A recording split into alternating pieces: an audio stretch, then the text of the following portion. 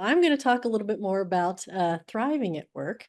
And, as Daniel mentioned, our research demonstrates that it's really vital to cover employees' basic survival needs first. But once we cover those basic needs, what comes next? Without addressing employees' most pressing needs, our research has found that it's really nearly impossible to sustain a sense of thriving at work. However, after we get that taken care of, employees can begin thinking about what long term security means to them. And our research has found that feeling a sense of long term security entails feeling like there's a path of growth, career development, a sense of choice, support, and empowerment for employees. All of these characteristics translate to feeling that sense of thriving. So, what does it mean to thrive? For those of you who are already familiar with OC Tanner and the work of the Institute, you'll know that the concept of thriving isn't new. And actually, it's something we talk about a lot and that we've talked about a lot over the last few years. So, this is something we've been researching and advocating for a long time. However, in this year's report, we applied the concept of thriving specifically to the context of total rewards. And our primary research question was, when it comes to discerning what it takes to get employees to a place where they feel like they're truly thriving, how can total rewards offerings help? So, in our research, and we've tested a number of different things, but we found that according to employees, thriving can really be synthesized into three key characteristics or elements: skill building, career development, and flexibility. And I'll get more specifically into each of these three in a bit, but for now, I just want to point out that our research finds that a key way to support employees' need to thrive is to design total rewards offerings that speak to each of these three characteristics in the workplace. So instead of quantity, that benefits buffet we mentioned, think quality. Are the offerings that we are offering to employees in some way supportive of these three things? So each of these characteristics or elements is important because supporting them demonstrates an investment in employees on the part of the organization. And based on the outcomes highlighted in the table here, investing in the project of helping employees thrive is definitely worth it.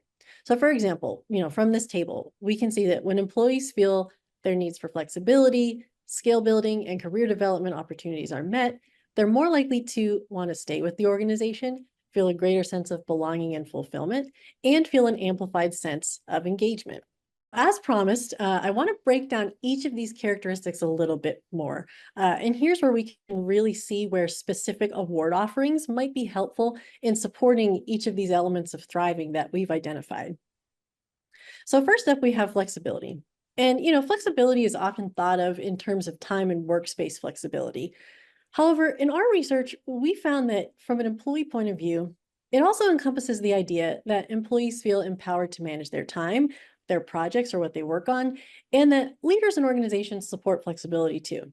So, some examples of policies and practices that support this include not only straightforward flexible workspace policies, so, where am I doing this work? Where am I sitting? But also something like, for example, a program that allows employees to work on special projects. So second, skill building is the second element that we have, and this works best again when there is support from both leaders and organizations, and when employees feel their skill building experiences lead to growth in areas over which they have some choice. So this is kind of an interesting angle on here. Simply offering the opportunity to build skills is good, but it's really most effective, we found, when there's also widespread support and employees have some choices over which skills they pursue. So, not just telling employees, we want you to learn XYZ, but giving them a little bit of ownership and, asking employees what they want again when deciding what kind of skills they can pursue that will most benefit them on their career journey. So third, last but not least, employees are really looking for career development. Offerings such as a mentorship program would support this goal. Mentorship is actually one of the main things that employees look for when considering whether or not their career development opportunities are satisfactory to them. Really, anything that supports career development is really important to employees, especially once they've got their survive needs covered. That's kind of the next step. And I really love this, and it really makes sense. If you think about it, once employees get their survival needs met, like you say, they're often going to be thinking about how they can grow and evolve in their careers. And these elements really seem to foster and like speak to that need. Exactly. This answers that question of what is next. When employees are going to be asking themselves, okay, now I have my survival needs met. Now, what's the next step? And I think it's important to point out as well that employees are going to be looking for growth and development once they get those survival needs met, and they're also going to be asking themselves, is this something that I can get at my current organization, or is this something that I'm going to have to look elsewhere, right? So if we're concerned about retention, um, speaking to employees' needs to thrive that we've identified is going to be really important there.